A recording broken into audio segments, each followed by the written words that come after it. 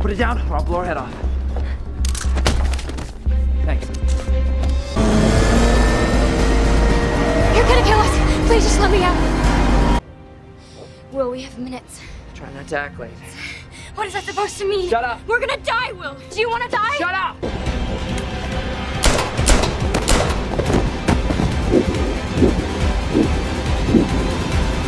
In a future where humanity has conquered aging, life comes with a cruel price. People stop growing older at 25, and from that moment, a glowing timer on their arm begins to count down. Everyone is given just one more year to live, and every second after that must be earned. Time itself has become currency used to buy food, pay rent, and even gamble. This world is sharply divided. In the luxurious streets of New Greenwich, the rich can buy centuries and live for generations where death is nothing more than a rumor.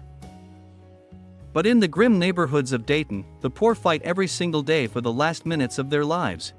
While Salas wakes up in his small, dim room, the numbers on his arm pulsing like a reminder of the life slipping away. He gets ready for the day and steps into the kitchen where his mother, Rachel, is already preparing to leave. Happy 50th. Today is her 50th birthday, though in this world she still looks 25. Will wishes her a happy birthday and shows her the bottle of wine he managed to get from New Greenwich, a rare luxury in Dayton. She smiles, but when he asks how much time she has left, she admits she only has 3 days, most of it already owed to bills. She explains that she will not be home tonight, and that after paying the bills, she won't even have enough time left to ride the bus without his help. I'm gonna give you 30 minutes so you can have a decent lunch. I love you. Will promises to meet her at the bus stop tomorrow and stay careful. Stepping outside, Will is immediately confronted by the harsh reality of Dayton. A desperate young woman named Maya approaches, pleading for just a little time to pay her bills. Here, take 5 minutes. Will transfers 5 minutes to her without hesitation, watching relief wash over her face. From there, he meets his friend Burrell at a small coffee shop where the rising cost of a single cup has them grumbling. The barista doesn't care. In Dayton, complaining changes nothing. While drinking their coffee, the two friends notice a group of men gambling away their lifespans. But Will has no interest in gambling or fighting. He knows how easily a man can lose everything. On their way to work, they pass the lifeless body of someone whose time finally ran out. A sight so common that even pity feels routine. The factory is loud and relentless, filled with workers racing against quotas that never stop rising. When Will collects his pay at the end of the day, he realizes he earned less than he expected. The accountant coldly explains that he didn't meet the new quota and therefore gets no extra time. Frustrated but powerless, Will leaves the factory and heads to a local bar to meet Belle. The bar is alive with noise, and Burrell is already drunk. He explains that a man named Henry has been buying rounds for the entire place because he's carrying a full century on his clock. Will notices the man, clearly from New Greenwich, sitting far too comfortably for someone surrounded by people who could kill him for his time. Across the room, Will spots a gang watching Henry like predators, Minutemen, the enforcers who hunt for easy prey. Burrell urges Will to leave, knowing the Minutemen never play fair. Will hesitates, torn between self-preservation and a feeling he can't shake. He lingers near Henry, watching the gang close in, and makes a choice to stay. In Dayton, a single second can be the difference between life and death, and tonight, danger is closing in. After Burrell stumbles out of the bar, Will lingers in the shadows, watching the room with careful eyes. Across the floor, the leader of the Minutemen, a cold man named Forrest, speaks openly about the stranger's wealth of time. He wants the sentry on Henry's arm for himself and plans to take it in a fight. Henry looks uneasy and excuses himself to the restroom, trying to delay the inevitable. Before the rich man can return, Will makes his move. He knocks one of Forrest's men off balance and pulls Henry toward the back exit. The gang leader sees the escape, and his face hardens with anger, ordering his crew to chase them. The two fugitives sprint through dark alleys until Will finds an abandoned building where they can hide for the night. Safe for the moment, he turns to Henry and demands to know why someone with so much time would risk walking into a place like Dayton. Henry doesn't give much of an answer. He hands Will a drink, and they settle in for the night. When Henry asks Will's age, the young man says 28. While Henry calmly reveals that he's lived 105 years. Will warns him to stay out of Dayton if he wants to make it to 106, but Henry shakes his head. He's ready to die. He explains that living forever has its price. And immortality for a few requires death for many. Taxes rise, prices climb, and the poor are left to run out of time so that the rich can keep hoarding centuries. Will listens as Henry shares a belief that there is more than enough time in the world for everyone to live a full life if only it were shared. When Henry asks what Will would do with such wealth, Will admits he'd stop checking his arm and never waste a single second. Eventually, the young man drifts to sleep, unaware that Henry has already made up his mind. At dawn, Henry wakes quietly and transfers his sentry to Will, leaving himself with just 5 minutes. When Will opens his eyes, the glowing digits on his arm stun him. 100 years now, ticked down where only hours had been before. He notices a message on the window, "Don't waste my time." Panicked, Will rushes outside and sees Henry sitting on the edge of a bridge, waiting for his last moments to slip away. Will sprints toward him, but it's too late. Henry's clock hits 0, and he falls silently into the water below. Shaken, Will leaves the scene, unaware that a nearby camera has captured everything. He heads to Burrell's home, where his friend's wife, Greta, answers the door with their baby in her arms. Burrell steps outside, and Will silently shows him the century glowing on his arm. Shock spreads across his friend's face as Will explains how Henry gave it to him. Burrell warns that carrying that much time through Dayton is dangerous, but Will has already decided on his next move. He asks how long they've been friends. When Burrell answers 10 years, Will presses his arm against his friend's and transfers an entire decade, thanking him for always being there. Burrell can hardly believe it. Will tells him he's leaving for New Greenwich now, finally able to bring his mother to safety. After Will walks away, Burrell stares at the new wealth on his arm and announces to Greta that he's heading to the bar. Meanwhile, Rachel finishes paying her bills and boards a bus back toward Dayton. But when she steps inside, the driver tells her the fare has gone up to 2 hours. Rachel glances at her arm. She only has an hour and a half left. Rachel freezes at the bus door, staring at the fare. It had always been 1 hour, but now the driver says it's 2. She begs to ride anyway, promising her son will pay the difference when she reaches Dayton.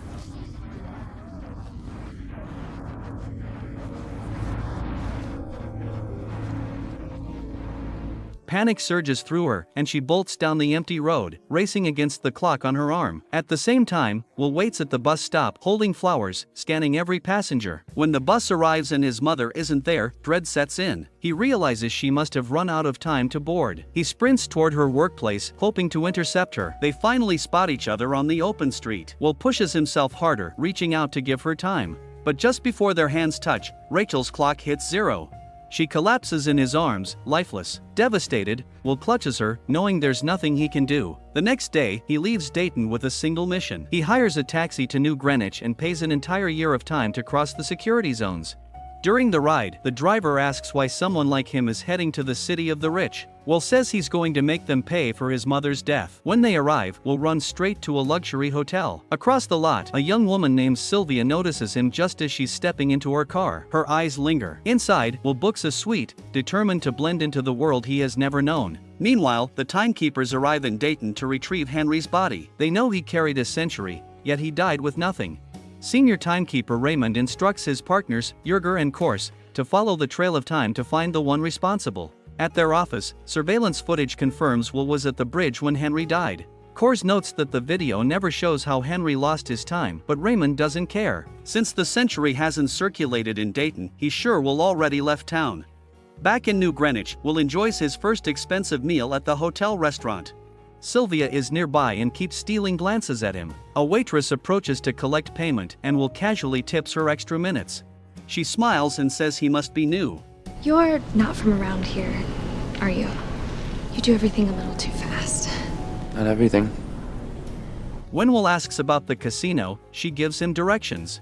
At the poker table, he faces a wealthy businessman named Fipe, who immediately studies him with curiosity. Will claims he's just gambling his inheritance, and Fipe raises the stakes. Will confidently matches the bet. Sylvia soon joins her father at the table, and Will notices her charm immediately. Fipe continues to push the bets higher, and Will risks everything he has left in one final hand. Against the odds, he wins. His clock now overflows with time. Felipe is impressed by his nerve, and Will calmly says he always knew he would win. Felipe introduces Sylvia as his daughter and invites Will to a party at their mansion the next evening. Will accepts without hesitation. Elsewhere, the timekeepers continue their investigation. By now, Raymond knows the man they're chasing. He tells Yerger that he never knew Will personally, but he remembers his father. Later that day, Will arrives in style, driving a sleek new car toward Felipe's sprawling mansion for the evening party. Felipe greets him warmly and introduces him to the family, their estate glimmering with wealth and eternal youth.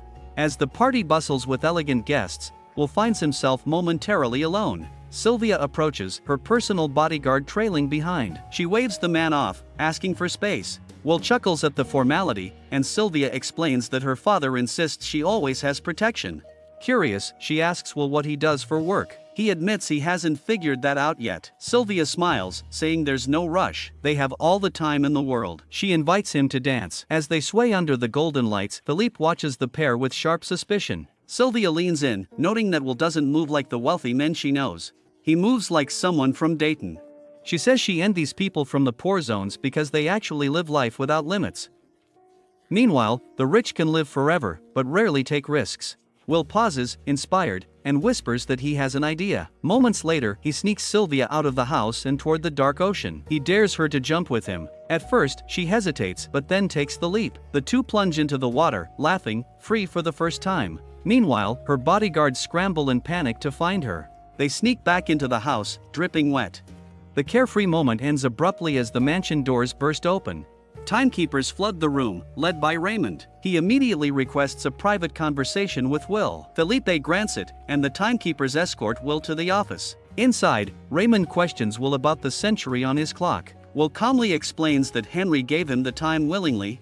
Raymond doesn't believe it and orders his men to confiscate nearly all of Will's time, leaving him with only 2 hours.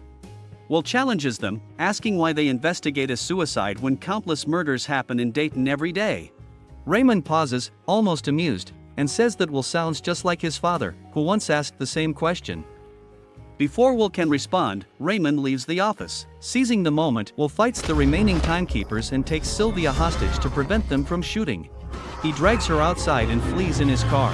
As they speed down the dark road, Sylvia begs him to take her home. Will refuses, explaining that he needs her alive to survive. The timekeepers give chase, but Will narrowly escapes by breaking through a roadblock. When the car finally stops, his clock is nearly empty. Desperate, he begs Sylvia for time. Distrusting him, she refuses, accusing him of lying about being rich. The next morning, the unlikely pair drives into Dayton, but danger strikes again. Forrest and his Minutemen ambush them, sending the car crash. Will and Sylvia are knocked unconscious. The gang checks their arms, realizing Will no longer carries the stolen century. Seeing that Sylvia has a decade left, Fortis drains nearly all of it, leaving her with only 30 minutes. When the gang departs, Will and Sylvia awaken amid the wreckage. Sylvia checks her clock in horror and realizes she's been robbed. Will grimly explains that it could only have been the Minutemen.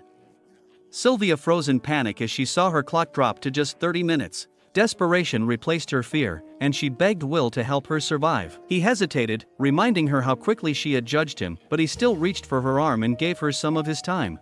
With a little life restored, the two of them escaped the wreck, leaving the shattered car behind. Moments later, Raymond and the timekeepers arrived at the crash site. The senior officer studied the empty streets and the damaged vehicle, immediately realizing that Will had returned to Dayton. When Yerger suggested chasing them, Raymond stayed calm. He said that Will would come to them on his own. Will and Sylvia soon reached Burl's house, hoping for help. Instead, they were met by Greta, his grieving widow. Her voice shook with anger as she explained that Burl had drunk himself to death after receiving a decade from Will. She blamed Will for the tragedy and ordered him to leave. With no allies and little time, Will noticed Sylvia's diamond earrings and decided to trade them. At a small shop nearby, the jewelry bought them 2 days of borrowed life. Armed with this small cushion, Will called Philippa's mansion and demanded to speak to Raymond. He gave his ultimatum. 1,000 years must be transferred into Dayton's time zones by sunrise or Sylvia would not return. Raymond remained steady and warned him not to repeat his father's mistakes, but Will ended the call. Back at the mansion, Philippe refused to pay the ransom, even when his wife urged him to save their daughter. He would never allow his wealth to enrich the people of Dayton. Meanwhile, Will took Sylvia to his modest home where she changed into a dress that had belonged to his mother. The young woman softened as Will spoke about his parents. He explained that his father was a fighter who knew how to win by waiting for the right moment, even demonstrating his father's signature arm flip trick. He believed that his father had been killed for giving away the time he had won. By morning, the ransom had not arrived. Will decided to let Sylvia go and escorted her to a payphone with a gun for protection. He watched from across the street as she called her father, anger filling her voice as she confronted him for refusing to save her life.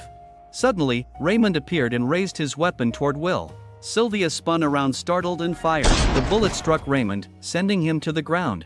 Will rushed to check his clock and saw that the timekeeper was almost out of time. Raymond explained that timekeepers lived this way so no one could steal from them. Despite everything, Will gave him some of his time and told him to take it as a gift. Will and Sylvia then escaped in Raymond's car. As they drove away, Sylvia asked why he had spared the man. Will explained that timekeepers lived day to day and he simply wanted to help him survive long enough to be rescued. Shortly after, Yerger and the other officers found Raymond still alive in Dayton. They were surprised that he had not run out of time, and confusion filled Yerger's face as he saw the extra hours glowing on his superior's arm. Will and Sylvia soon abandoned Raymond's car, knowing it was too recognizable. They hijacked a taxi instead, stealing both the vehicle and the time from its driver and passenger. Days later, the two of them were branded as dangerous fugitives. Their faces flashed across news broadcasts, and the city of New Greenwich treated them as criminals. Raymond later met with Fyke to discuss his daughter. The wealthy man insisted that Sylvia must be under Will's influence, but Raymond had no interest in arguing. When Philippe tried to bribe him into dropping the case, Raymond refused and revealed that he had already issued a warrant for Sylvia's arrest. He warned that if Fyke interfered, he would go to jail as well. Meanwhile, in Dayton, Will began teaching Sylvia how to handle a gun. She wanted to know if he was serious about sharing stolen time with the people who had nothing. Will confirmed he was, and Sylvia offered to help him take as much time as he needed.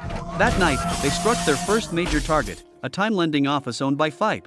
The break-in was swift and precise. Will and Sylvia looted several time capsules and encouraged the frightened workers to grab what they could for themselves. Later, they distributed the stolen time throughout Dayton with Greta and Maya among the grateful recipients. From a distance, Raymond watched these reports with disbelief. To him, giving away time would only empower thieves and cause more chaos. He vowed to capture the pair before their actions unraveled the system. Back in New Greenwich, Philippe fumed as he watched the news. The timekeepers now offered rewards for anyone who turned in his daughter. While Fyke saw betrayal in Sylvia's actions, his wife quietly reminded him that his control had suffocated their daughter, and she had simply broken free. Later that night, Raymond tracked Will and Sylvia to a safe house. The couple sensed danger and slipped away just before the timekeepers could trap them. The following day, they checked into a new hotel and bought out every room to secure their privacy. Still, one man noticed them heading upstairs. He left without trouble but carried the memory with him. That night, Fortis and his Minutemen prowled the streets of Dayton, pressuring locals for information. After they killed an innocent bystander, the man from the hotel confessed, demanding a share of the bounty. Forrest promised he would be rewarded. Inside the quiet hotel room, Sylvia reflected on their time together, admitting that she had no regrets. Will had saved her from a life of empty safety. Their moment of peace ended abruptly when Forrest and his men broke into the room. The gang leader declared that Will had gone too far and that he had come to restore order. Forrest offered a single chance, an arm wrestling match for time. Will accepted, and as the contest began, he used his father's trick, waiting until the final moment to flip his opponent's arm. One by one, Tortoise and his men fell, their clocks running out. Will and Sylvia left the hotel alive but with nowhere else to run. Moments later, Raymond arrived to find the bodies. He accused Will of simply taking more and more time, but Yerger quietly suggested that Will might also be doing good by giving it away. Even Raymond had survived because of the man he hunted. The senior timekeeper ignored the comment, stating coldly that he would continue doing his job. Elsewhere, Will finally admitted to Sylvia that they were running out of options. All the time they had stolen could never truly break the system. In his voice, for the first time, was the weight of surrender. Sylvia asked Will how much time it would truly take to shake the leaders of New Greenwich. Will answered with the cold truth, only 1,000,000 years would make them feel it. Sylvia refused to give up. She promised she knew a way to get exactly that. The next morning, the two of them walked straight into Felipe's corporate tower. Sylvia distracted her father's staff while Will slipped past the security. Moments later, he confronted Fyke, forcing him to order his guards to lower their weapons. Together, Will and Sylvia escorted him into his office and opened the vault using the code Sylvia had learned long ago. Inside, Will froze. The vault was stacked with time, an entire 1,000,000 years glowing on the walls. He whispered that they could save countless lives with it, but Felipe tried to warn him. Giving the poor more time, he said, would only extend their suffering. Sylvia rejected her father's cold logic, insisting that time would give people a real chance to live. Felipe countered that flooding Dayton with time could destroy the system, but his daughter didn't care. To her, no one should live forever while others died every day. Will listened, anger simmering, but he held it back. He finally told Fyke that immortality for a few wasn't worth the death of millions. Then they walked out with the 1,000,000-year capsule. Back at the agency, Raymond received the report. Someone had just stolen 1,000,000 years from New Greenwich. He immediately hit the road, calling for backup and ordering his men to shoot on sight. In his rush, he didn't refill his own time. Will and Sylvia headed for Dayton only to find the roads blocked by timekeepers. Without hesitation, Will pushed the car forward, racing past the barricade as Raymond closed in behind. Just as they reached Dayton, Raymond rammed their vehicle, sending it skidding to a stop. Will leapt out and handed the capsule to Mia, instructing her to give it to the man who ran the city's timelines. Maya, wide-eyed with disbelief, ran to deliver it. Moments later, the timelines opened, flooding Dayton streets with people eager for their share of time. The chaos bought Will and Sylvia a chance to escape, but Raymond caught up again. He cornered them at gunpoint. Will calmly observed that the senior timekeeper must have grown up in Dayton. Raymond admitted it was long ago and that he had simply found a way out. He also said he couldn't let anyone else escape. The system depended on it. Will reminded him of the time he had lent him earlier. Without it, Raymond wouldn't survive long enough to take them back for execution. Raymond finally looked at his arm and saw only seconds left. He collapsed in the street as his clock ran out. Panic hit Will and Sylvia when they realized they had only moments left themselves. Will sprinted to Raymond's car, grabbed the spare time, and rushed back, transferring precious seconds to Sylvia just in time. Back in New Greenwich, Felipe's aides begged him to intervene. He simply said it was too late. On the news, Dayton's people celebrated, their clocks full for the first time.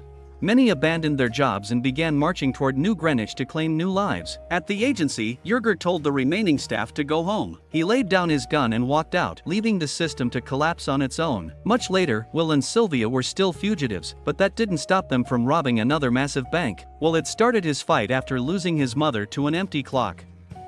Now, with Sylvia by his side, he struck back at the wealthy who hoarded life itself. Together, they took down the Minutemen, stole enough time to free Dayton, and became symbols of rebellion. In the end, their story showed that change begins when ordinary people refuse to obey a system built on injustice. Thus, we reach the end of this movie. Thanks for watching. If you like the movie, support us. Don't forget to subscribe for more movie recaps. See you in the next movie. Goodbye.